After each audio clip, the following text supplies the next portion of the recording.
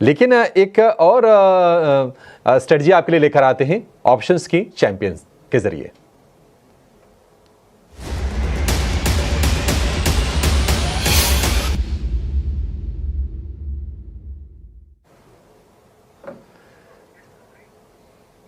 Central broking के नीलेश जैन हमारे साथ हैं। नीलेश भाई, बहुत शुक्रिया आपका। Good morning. बताइए कौन सा स्टॉक आपने पकड़ा है और स्ट्रेटजी क्या होगी? Very good morning to Abhishek ji. देखिए, खरीदारी पर फोकस है और पिछले कुछ दिनों से लगातार रेलवे स्पेस पर फोकस बना हुआ है। इनफैक्ट डिफेंस में भी एक्शन है। तो रेलवे स्पेस में हमें ऐसा लग रहा है कि जो मोमेंटम आज के सेशन में फिर से हमें देखने को मिला है वो यहाँ से कंटिन्यू होना चाहिए।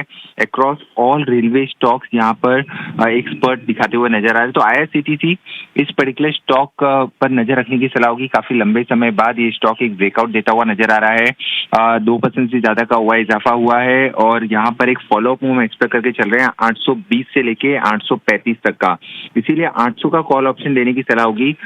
जो पिछले कुछ समय में एक स्पर्ट जरूर आया है, 19 से 20 के बीच में हमने खरीदारी की सलाह दी है। बट अगर ये 21 रुपए के आसपास भी मिलता है तो भी लॉन्ग करके चल सकते हैं। 15 रुपए का एक स्टॉप लॉस होगा।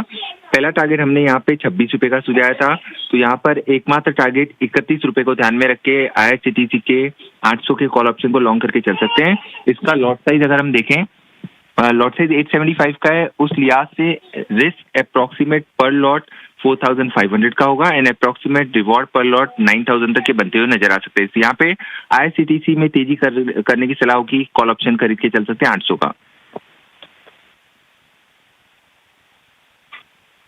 800 वाली कॉल खरीदनी है और हम देख रहे हैं कि ये थीम पूरी तरह से एक्टिव है रेलवे वाली।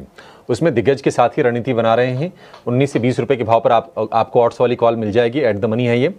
और लक्ष्य 26 रुपए, दूसरा टारगेट 31 का, स्टॉप लॉस आपको लगा के चलना है इसमें 15 रुपए का। अधिकतम मुनाफा 9000 रुपए का और अधिकतम नुकसान 4500 का, आधा। ये प्रति लॉट के कैलकुलेशन से, लेकिन जो भी रिस्क है आप उसका ध्यान रखिएगा और स्टॉप लॉसेस को आप स्ट्रिक्टली फॉलो कीजिएगा। अदरवाइज होता ही है कि बहुत सारे लोग नुकसान कर बैठते हैं और थोड़े मोड़े नहीं 10 में से 9 लोग पैसे कमाते हैं F&O ट्रेडिंग में। तो ये चीज़ आप हमेशा ध्यान में रखिएगा। बाजार जब पिछले